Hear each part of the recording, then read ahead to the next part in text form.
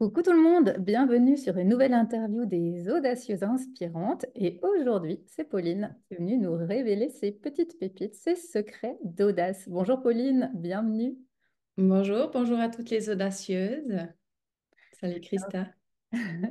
Alors Pauline, avant qu'on découvre tes pépites, tes secrets, je vais prendre le temps de te présenter aux personnes qui vont te découvrir. Comme à chaque interview, vous retrouvez tous les liens des personnes qui sont interviewées sous la vidéo ou autour de la vidéo selon les endroits. Donc n'hésitez pas ensuite à aller découvrir un peu plus la personne interviewée. Alors, Pauline, je suis allée un peu regarder autour, autour de moi pour faire ta présentation. Et puis, j'aime bien aussi regarder comment je connais les personnes que j'interviewe. Et tu es une personne que je côtoie, que je connais.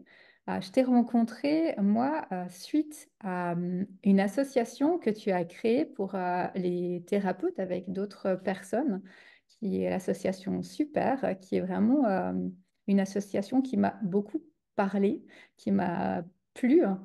Et c'est comme ça que je t'ai connue plus intimement, si on peut dire, plus personnellement.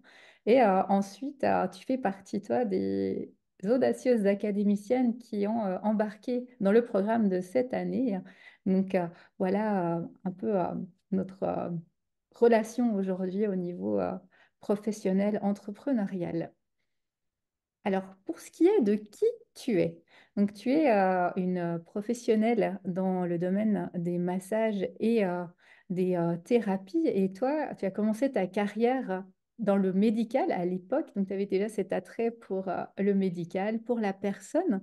Et tu as voulu vraiment privilégier l'humain dans tes accompagnements professionnels. C'est comme ça que petit à petit, hein, tu t'es formé à différentes pratiques et tu as commencé par le massage en 2010, donc ça fait déjà quand même plusieurs années que tu es entrepreneur, que tu pratiques de ton côté. Et au fil du temps, tu as amené à plein de nouvelles cordes à ton arc, notamment dans l'aromathérapie, dans d'autres types de massages, drainage lymphatique ou thérapie. Comme tu le dis, et tu l'es notamment dans l'académie, tu es en perpétuelle formation et en perpétuelle transformation. Et dernièrement, tu t'es trouvé une nouvelle passion qui est tout ce qui concerne l'organisation et tu as amené également cet accompagnement dans tes pratiques professionnelles. Et j'aime beaucoup ce que tu dis d'accompagner autant les gens chez eux, hein, dans leur environnement, que en eux.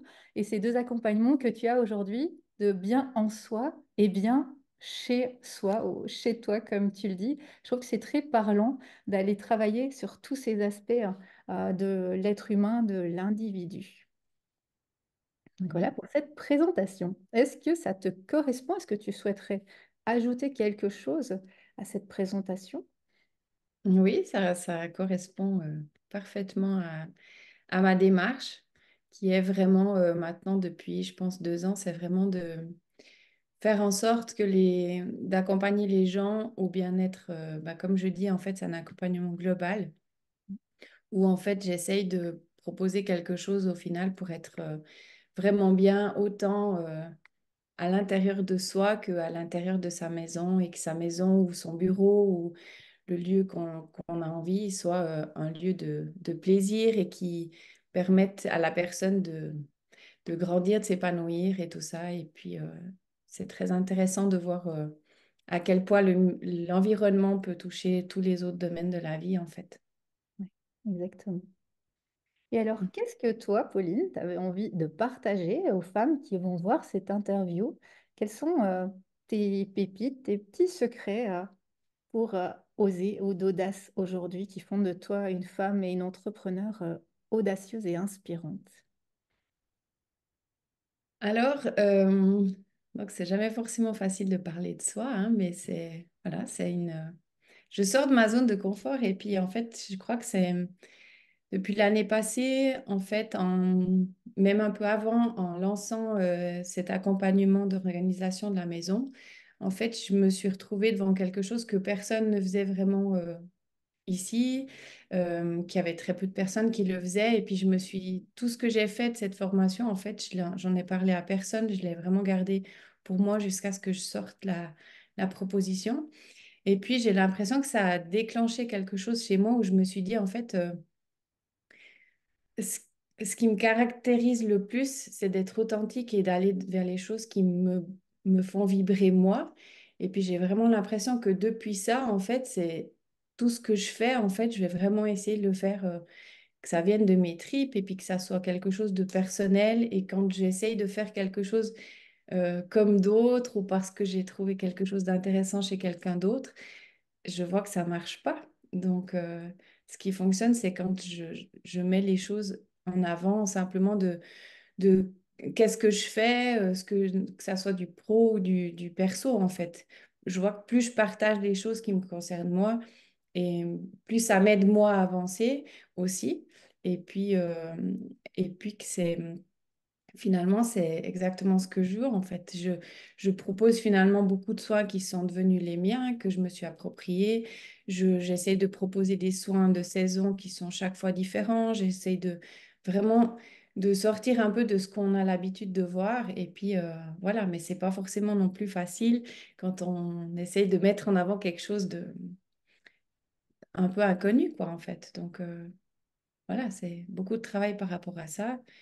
Et puis, ce que je me dis en fait vraiment beaucoup, c'est que finalement, je crois que je me le dis un peu tous les matins, c'est que je suis comme je suis. Et puis voilà, on me prend ou on me prend pas comme je suis, puis c'est tout. J'ai l'impression que l'audace, c'est aussi d'être ça, en fait, d'être qui on est, de s'habiller comme on veut, dire ce qu'on a envie, et puis d'être bien avec ça, en fait. Pour Ouais. moi, c'est ça. Ouais.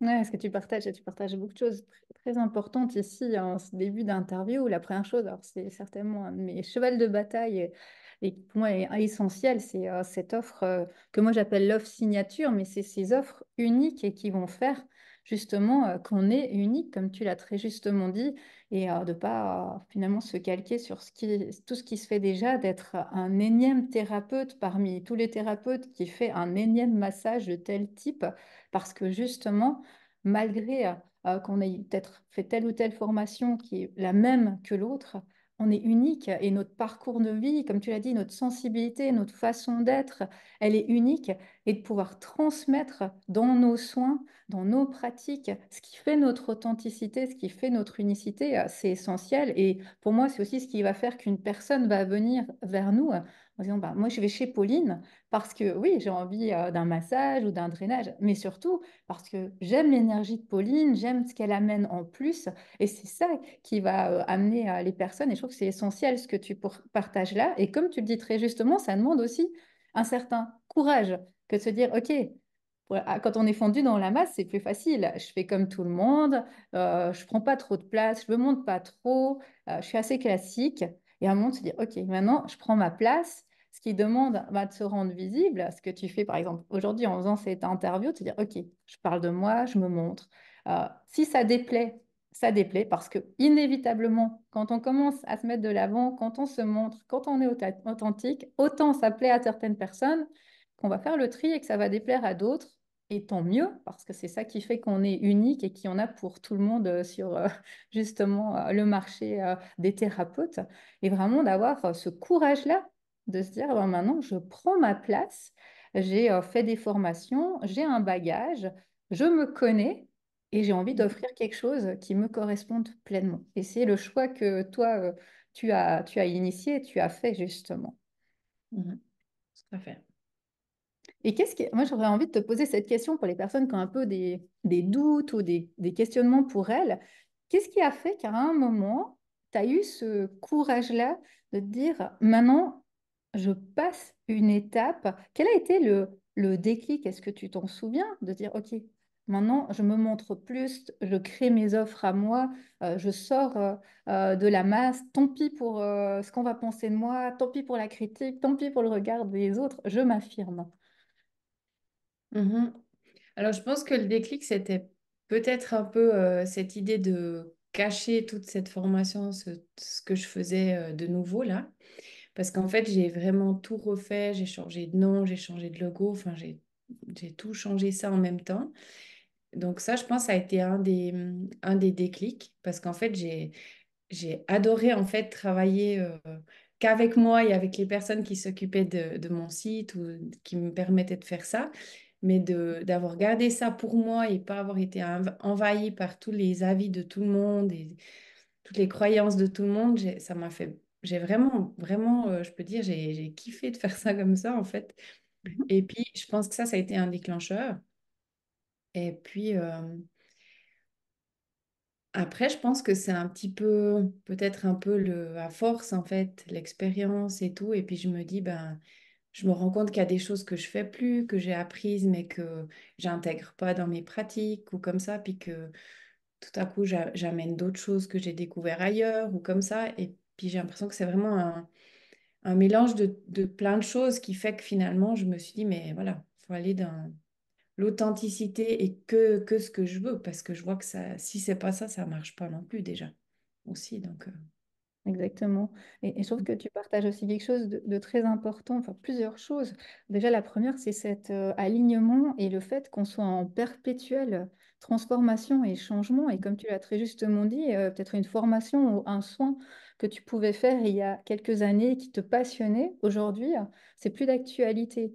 Et c'est important en tant que professionnel, que thérapeute, de pouvoir se réaligner, réfléchir à ses prestations, à ses soins, se dire qu'est-ce que je garde, qu'est-ce que j'enlève, qu'est-ce que je transforme en étant vraiment qui je suis aujourd'hui, parce que je ne suis pas la même personne qu'il y a quelques années en arrière, que mon chemin a évolué, que j'ai évolué et que mon entreprise aussi, elle a mhm. évolué.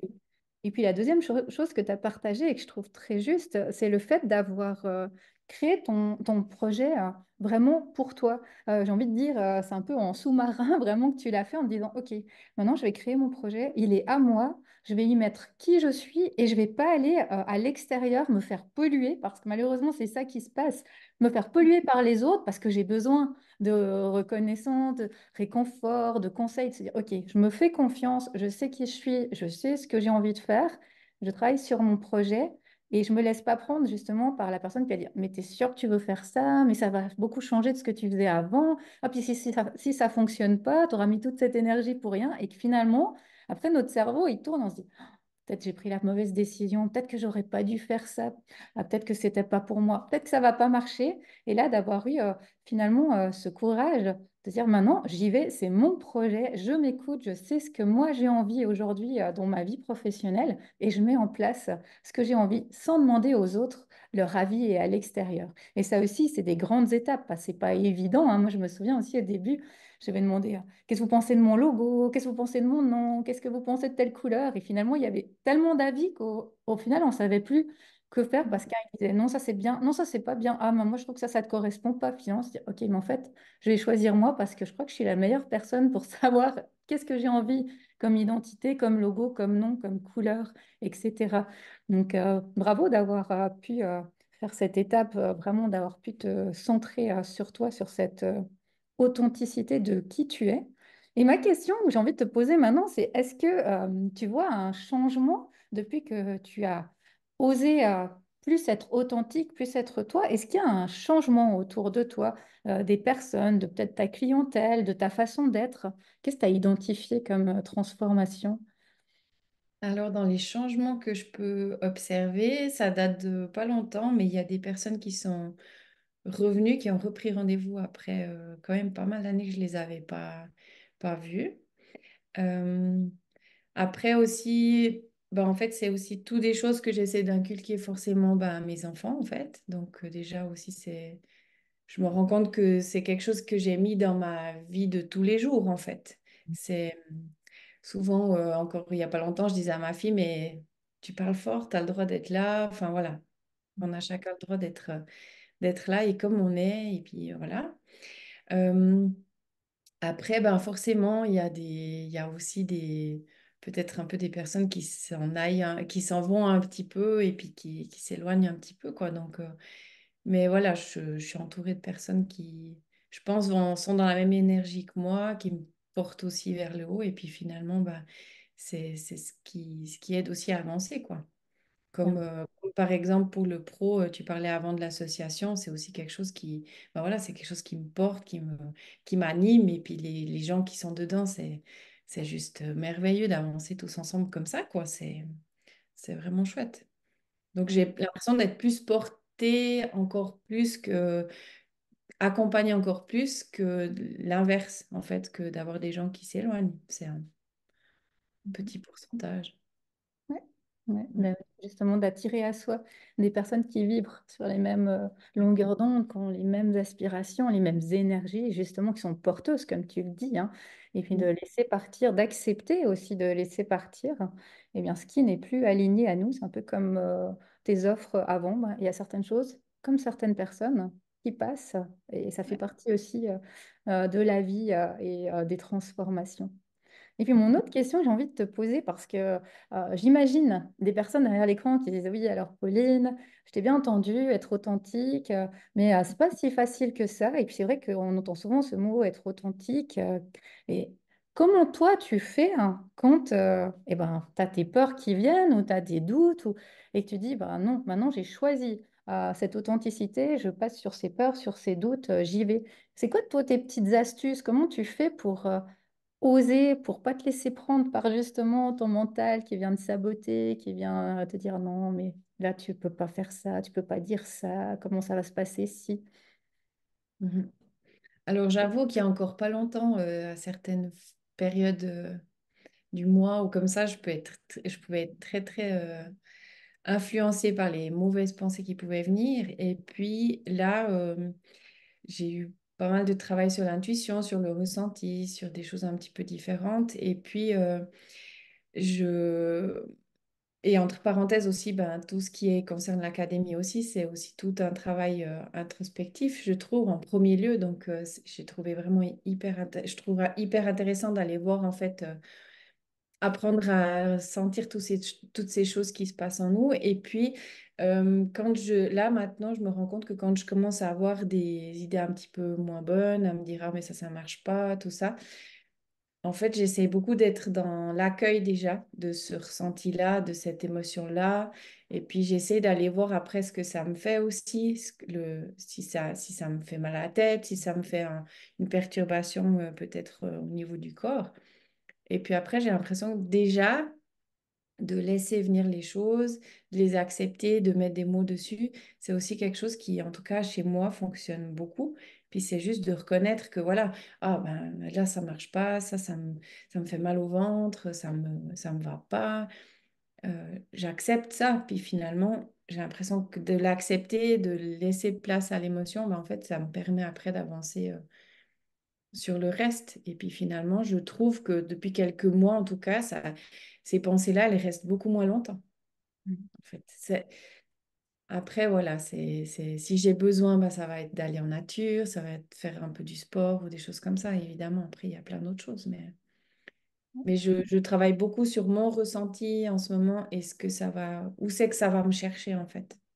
Ouais, c'est Mm. très intéressant ce que tu partages, justement. On dit toujours, et je trouve que quand on n'a pas travaillé, qu'on n'a pas trouvé ces clés, on dit toujours, ah, mais on a toutes les solutions en nous, on a tout en nous. Ah bah oui, c'est facile à dire, mais c'est vraiment ce que tu partages là, en fait, que ces clés, elles viennent par, de un, comme tu l'as très justement dit, toute cette connaissance de soi. Plus on se connaît, plus on identifie comment on réagit, comment peut-être à certains moments du mois, bah, on est plus irritable qu'à d'autres. Et d'une fois qu'on identifie un peu son fonctionnement, comment on réagit, qu'on accepte, comme tu dis très justement, certaines émotions. En disant, ah bah aujourd'hui, ça va pas, je suis dans un mauvais mood ou je suis en colère. Et on accueille ces émotions. Et puis qu'ensuite, on a dans notre boîte à outils, comme moi je l'appelle, vraiment des ressources. Aujourd'hui, je me sens comme ça. Et ben, j'ai envie d'aller faire du sport. C'est ça qui va me faire du bien. Aujourd'hui, je me sens comme ça, mais j'ai juste envie d'aller me cacher sous mon duvet et puis de voir Ouais. personne. Et c'est très juste comme ça. Et plus on est dans cette écoute de soi, plus on peut mettre en place des actions qui sont alignées, plus on peut être proche de qui on est vraiment, avoir cette authenticité et s'accepter. Et ça rejoint vraiment ce que tu partages et ce fait de se connaître, de s'accepter pour ensuite pouvoir être comme ça avec les autres. Et ça commence par soi. Si déjà on n'est pas avec, on se connaît pas soi, on n'est pas authentique avec soi, comment on peut l'être en dehors? Ouais, exactement. Mhm.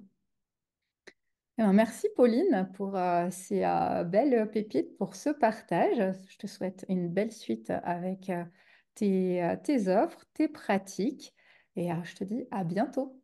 Merci beaucoup. À bientôt.